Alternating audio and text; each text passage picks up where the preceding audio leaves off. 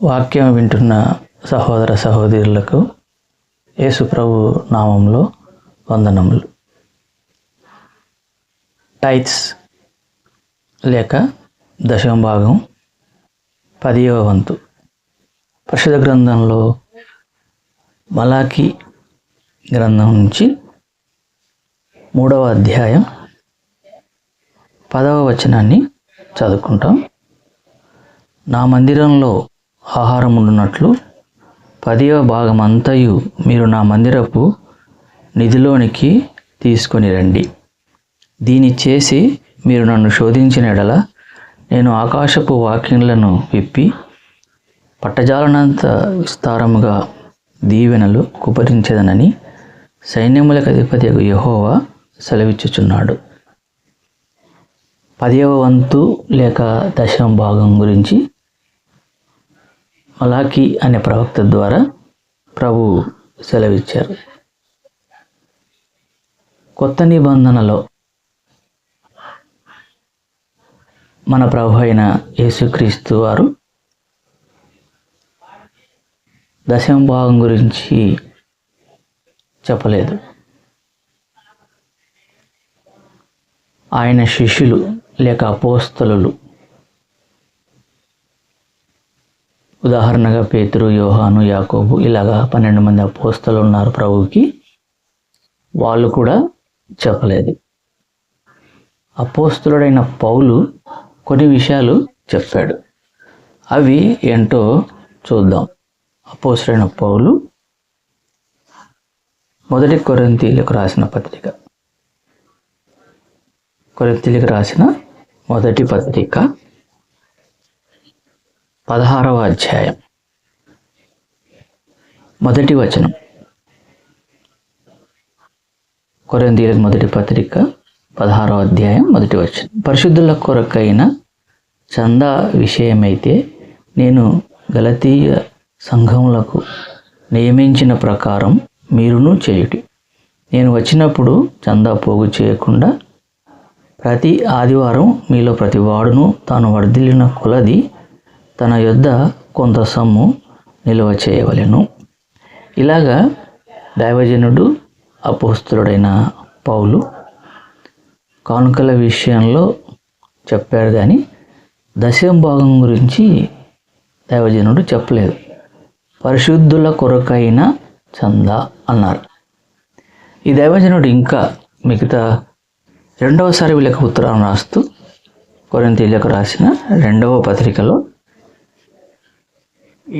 8వ అధ్యాయం, కొరింథీయులకు రాసిన 2వ పత్రిక 8వ అధ్యాయం మొదటి వచనం. సహోదరులారా, మాసిదోనియా సంఘములకు అనుగ్రహింపబడి ఉన్న దేవుని కృపను గూర్చి మీకు తెలియజేయుచున్నాను.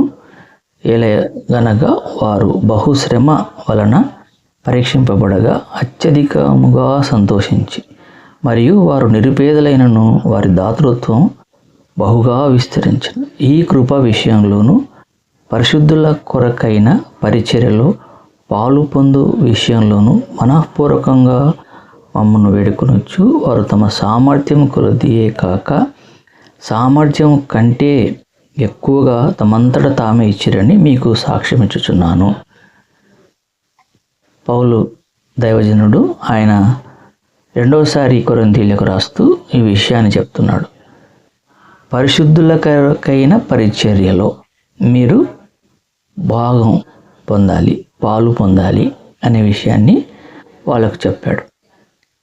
ఇదే అధ్యాయం 12వ వచనంలో మొదట ఒకడు సిద్ధమైన మనస్సు కలిగి ఉంటే శక్తికి మించి కాదు, కానీ కలిమి కొలదియే ఇచ్చినది ప్రీతికరమవును. పరిశుద్ధుల కొరకైన పరిచర్యలో వాళ్ళ అవసరాల నిమిత్తం దైవజనుడు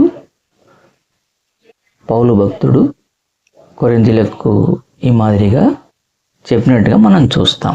అలాగే 2వ కొరింథీ 9వ అధ్యాయంలో కూడా మొదటి వచనంలో అపోస్తలుడైన పౌలు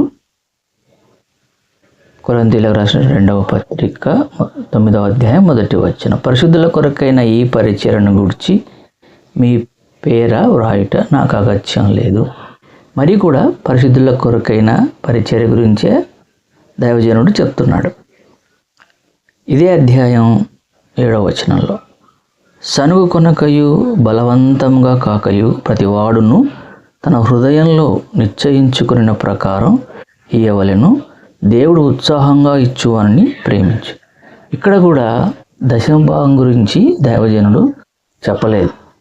పరిశుద్ధుల కొరకైన పరిచర్య, వాళ్ళ అవసరములలో వారికి సహాయపడే మాదిరిగా ఇవ్వమని చెప్పారు. అది కూడా సనుక్కొనొద్దు, బలవంతంగా కాదు, హృదయపూర్వకంగా ఇవ్వాలి అని వాళ్ళకు బోధించారు. అలాగే ఇంకొక సందర్భంలో ఫిలిప్పీలకు రాసినప్పుడు దైవజనుడు ఏం చెప్పాడు చూద్దాం. ఫిలిప్పీ 4వ అధ్యాయం 16వ వచనం. ఎలయనగా తెసలోనికలో కూడా మీరు మాటి మాటికి నా అవసరం తీర్చుటకు సహాయం చేసిరి. నేను ఈవిని అపేక్షించి ఇలాగ చెప్పుటలేదు, కానీ మీ లెక్కకు విస్తార ఫలం రావాలని అపేక్షించి చెప్పుచున్నాను. నాకు సమస్తమును సమృద్ధిగా కలిగి ఉన్నది. మీరు పంపిన వస్తువులు ఎపఫ్రొదీతు వలన పుచ్చుకొని ఏమీ తక్కువ లేక ఉన్నాను. అవి మనోహరమైన సువాసనయు దేవునికి ప్రీతికరమును ఇష్టమునైన యాగమునై ఉన్నవి. దైవజనునికి ఇచ్చే విషయం గురించి రాశాడు, కానీ దశమ భాగం గురించి రాయలేదు. అపోస్తలుడైన పౌలు ఫిలిప్పీలకు ఆయన సువార్త ప్రకటించాడు, అక్కడ సంఘాన్ని ఆరంభించారు. ఆ దైవజనుడు అవసరంలో ఉన్నప్పుడు ఫిలిప్పీలు ఆయనకు చేసిన సహాయం గురించి ఇక్కడ రాశాడు. అందుకే వాళ్ళతో 19వ వచనంలో ఇలాగ చెప్తున్నారు, కాగా దేవుడు తన ఐశ్వర్యం చొప్పున క్రీస్తు యేసునందు మహిమలో మీ ప్రతి అవసరమును తీర్చును. ఇలాగా దైవజనునికి వాళ్ళు చేసిన సహాయం, ఆయన అవసరతలో ఉన్నప్పుడు వారు ఆయనకి ఇచ్చిన వస్తువులు బట్టి ఆయన ఎంతో సంతోషిస్తూ, మీ అవసరాలన్నీ కూడా యేసుక్రీస్తు వారి మహిమైశ్వర్యంలో మీకు అనుగ్రహించబడతాయి అని వాళ్ళని ఆశీర్వదించినట్టుగా చూస్తాం. ఇలాగా క్రొత్త నిబంధనలో దశమ భాగం గురించి ఏ దైవజనుడు చెప్పలేదు. మన ప్రభు అయిన యేసుక్రీస్తు వారు కూడా ఈ విషయాన్ని చెప్పలేదు.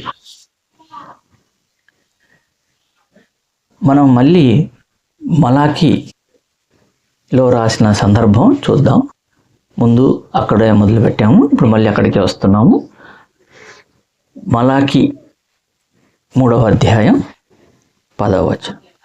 నా మందిరంలో ఆహారం ఉన్నట్లు 10వ భాగమంతయు మీరు నా మందిరపు నిధిలోనికి తీసుకొని రండి.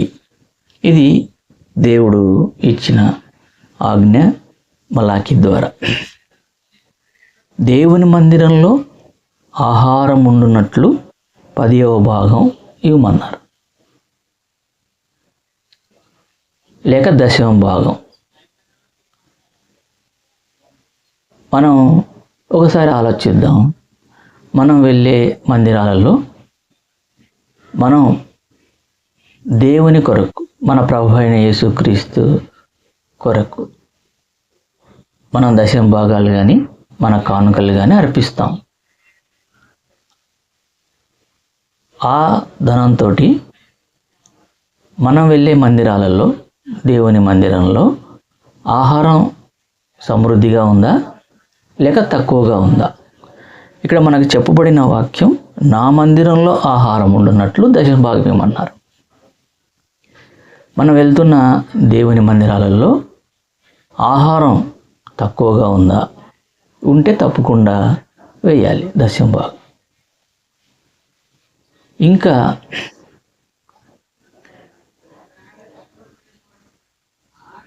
కొత్త నిబంధనలో అపోస్తలులుగా పిలువబడిన వారు, వాళ్ళ పరిచర్యలో వాళ్ళు ఏం చేసేవారో ఒకసారి చూడండి. అపోస్తల కార్యాలలో మనం చూద్దాం. అపోస్తుల కార్యాలు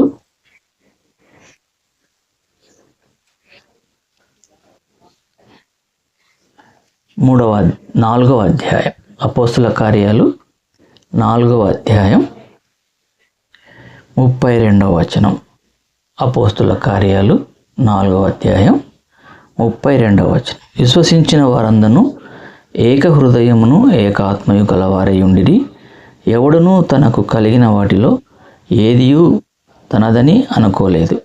వారికి కలిగినదంతయు వారికి సమిష్టిగా ఉండెను. ఇదియు కాక అపోస్తలులు బహుబలముగా ప్రభువైన యేసు పునరుత్థానం గూర్చి సాక్ష్యం ఇచ్చిరి. దైవకృప అందరి యందు అధికముగా ఉండెను. భూములైనను ఇండ్లైనను కలిగిన వారందరూ వాటిని అమ్మిన వాటి వెల తెచ్చి అపోస్తల పాదముల యొద్ద పెట్టుచూ వచ్చిరి. వారు ప్రతి వానికి వాని అక్కర కొలది పంచిపెట్టిరి కనుక వారిలో ఎవనికిని కొదవలేకపోయాను.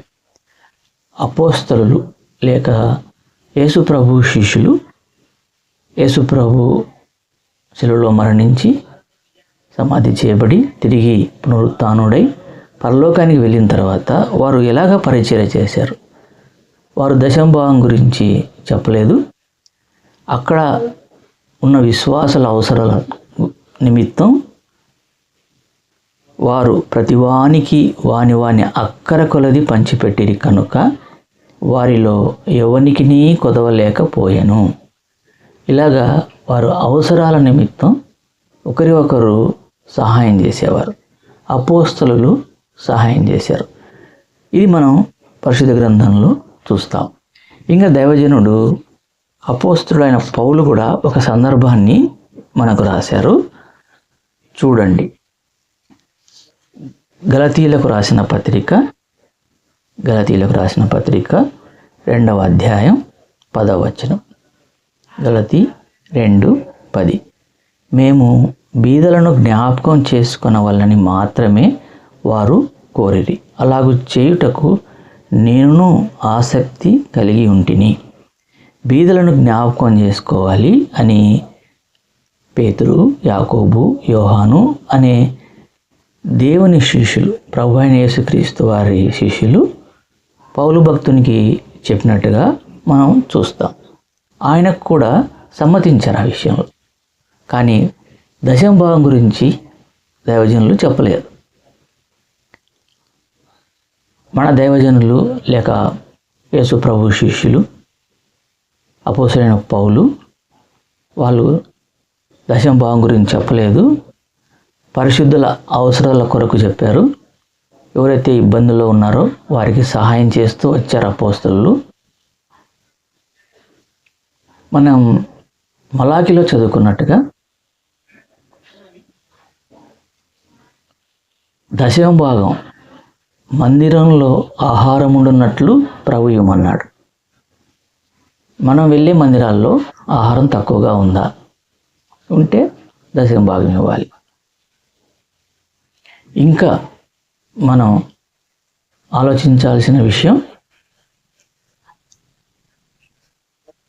కొత్త నిబంధనలో ప్రభువు సెలవిచ్చినట్టుగా, ఆయన అపోస్తలుల ద్వారా సెలవిచ్చినట్టుగా పరిశుద్ధుల అవసరాలు కొరకు వారు చందా తీసుకున్నట్టుగా ఉంది. బీదలను కనికరించాలి, వారికి సహాయం చేయాలి అన్నట్టుగా ఉంది. యాకోబు అనే దైవజనుడు ఒక మాట రాశాడు. యాకోబు రాసిన పత్రిక 1వ అధ్యాయం, యాకోబు రాసిన పత్రిక 1వ అధ్యాయం 27వ వచనం. తండ్రి అయిన దేవుని ఎదుట పవిత్రమును నిష్కలంకమునైన భక్తి ఎదనగా దిక్కులేని పిల్లలను, విధవరాండ్రను వారి ఇబ్బందులలో పరామర్శించుటయు, ఇహలోక మాలిన్యం తనకంటకుండా తన్ను తాను కాపాడుకొనుటయునే. యాకోబు అనే దైవజనుడు కూడా దశంభాగం గురించి రాయలేదు. దిక్కులేని పిల్లలను, విధవరాండ్రను పరామర్శించాలి, వాళ్ళు ఇబ్బందుల్లో ఉన్నప్పుడు వాళ్ళకి సహాయం చేయాలి అనే విషయాన్ని రాశారు. మలాకిలో మనం చదువుకున్నట్టుగా నా మందిరంలో ఆహారం ఉండటానికి మీరు దశంభాగం తీసుకురమ్మన్నాడు ప్రభు. మనం వెళ్తున్న మందిరాల్లో ఆహారం ఉందా లేదా? ఉంటే కొత్త నిబంధనలో చెప్పినట్టుగా బీదలకు సహాయం చేయాలా? పరిశుద్ధులకు అవసరంలో ఉన్న వారికి సహాయం చేయాలా?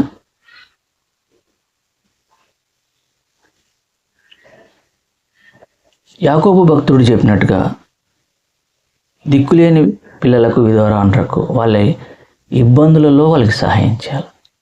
ఇలాగా మనం పరిశుద్ధ గ్రంథంలో కొత్త నిబంధనలో మనకు ప్రభు రాయించారు. దశంభాగం గురించి రాయించలేదు. మనం ఆలోచిద్దాం. మనం వెళ్ళే మందిరాల్లో దశంభాగం ఇస్తున్నాము, కానుకలు ఇస్తున్నాము కేవలం ప్రభువు కొరకు, ప్రభువుని బట్టి ఇస్తున్నాం. ఆ కానుకలు ఎలాగ ఖర్చు చేస్తున్నారు తెలుసుకునే స్వాతంత్రం మనకుందా? మనం వెళ్ళి అడిగితే సమాధానం చెప్తారా? దేవుడు కోరుకున్న విధం ఎలాగుంది?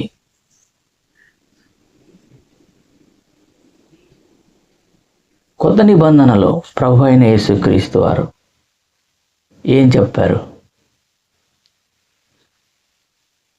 అక్కడికి వచ్చి ఆయన అడిగారు, అయ్యా, ధర్మశాస్త్రంలో ముఖ్యమైన ఆజ్ఞలు ఏంటి అని అడిగారు.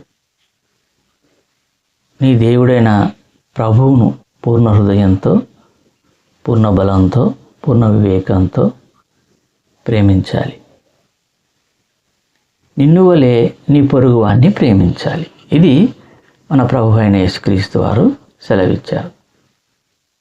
అలాంటి దైవ ప్రేమ కలిగిన మందిరంగా మనం వెళ్ళే మందిరాలు ఉన్నాయా?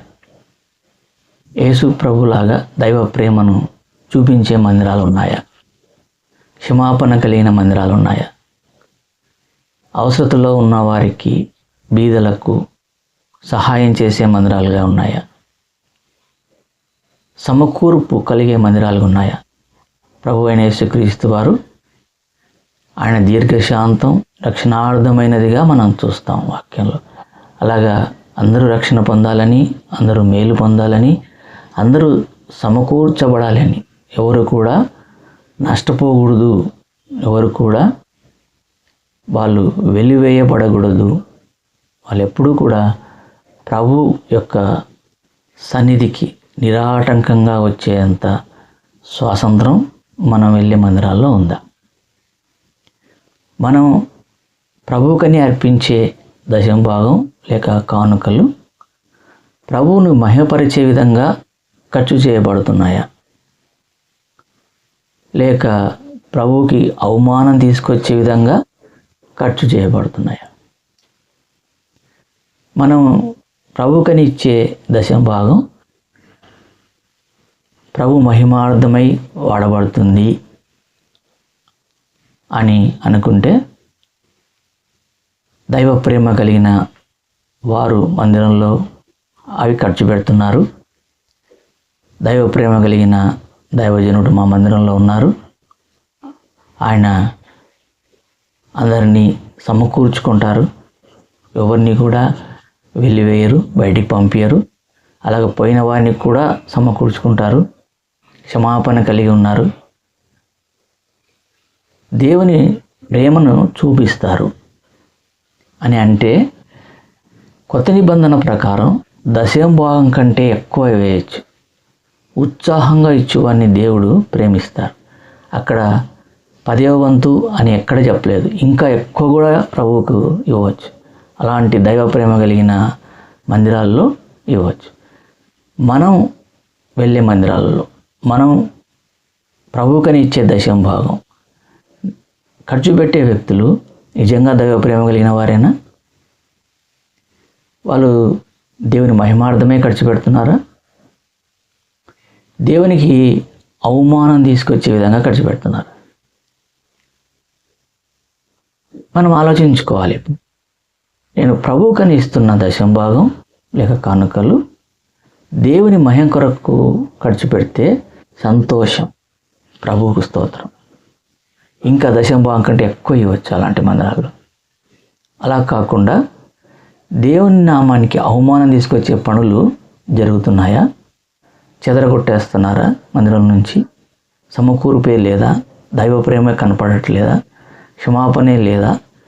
ఇవన్నీ దైవ ప్రేమకు సంబంధించినవి కాదు, సాధారణకు సంబంధించిన లక్షణాలు. ఇలాంటి లక్షణాలు ఉన్న మందిరాలలో మనం వేసే దశంభాగం, మనం ఇచ్చే కానుకలు కేవలం దేవుణ్ణి అవమానపరిచే విధంగా ఉంటాయి. ఇప్పుడు మనం ఆలోచించుకోవాలి. ప్రభు మన ముందు వాక్యాన్ని స్పష్టంగా ఇచ్చారు. కొత్త నిబంధనలో ఎక్కడ కూడా ప్రభు దశంభాగం గురించి చెప్పలేదు. మనం ఇస్తున్నాం దశంభాగం. అది దేవునికి మహిమకరంగా ఖర్చు పెడుతున్నారా? దేవునికి అవమానం తీసుకొచ్చే విధంగా ఖర్చు పెడుతున్నారా? మనమే నిర్ణయించుకోవాలి. మనం వెళ్ళే మందిరాలలో ఆలోచించుకొని మనం ఇచ్చే దశంభాగం కానీ మనం ఇచ్చే కానుకలు విషయంలో జాగ్రత్త పడతాం. ప్రభు చిత్తం నెరవేర్చాలనుకుంటే కొత్త నిబంధనలో బీదలకు సహాయం చేయొచ్చు, పరిశుద్ధులకు సహాయం చేయొచ్చు, అవసరంలో ఉన్న వారికి సహాయం చేయొచ్చు. ఇలాగా కొత్త నిబంధన ప్రకారం మన ప్రభు ఇచ్చిన డబ్బును ప్రభు మహిమార్థమై వాడితే ప్రభువుకు మహిమ వస్తుంది. దాని ద్వారా మనకు ఆశీర్వాదం. ఈ విషయాన్ని మనం ఆలోచించుకొని ప్రభు మనకిచ్చిన ఆదాయాన్ని లేక డబ్బును, ఇన్కమ్ దేవునికి మహిమకరంగా ఖర్చు పెట్టాలని వాక్యానుసారంగా మనం చూసుకున్నాం. ఇలాంటి గ్రహింపు వాక్యం విన్న మనందరికీ ప్రభు అనుగ్రహించి ఆయనకి ఇష్టలంగా దైవ ప్రేమ కలిగి, క్షమాపణ కలిగి, సమకూర్పు కలిగి, దేవుని మార్గాలందు దేవుని లక్షణాలతో ఈ భూలోకంలో జీవిస్తే దేవునికి ఎంత సంతోషం.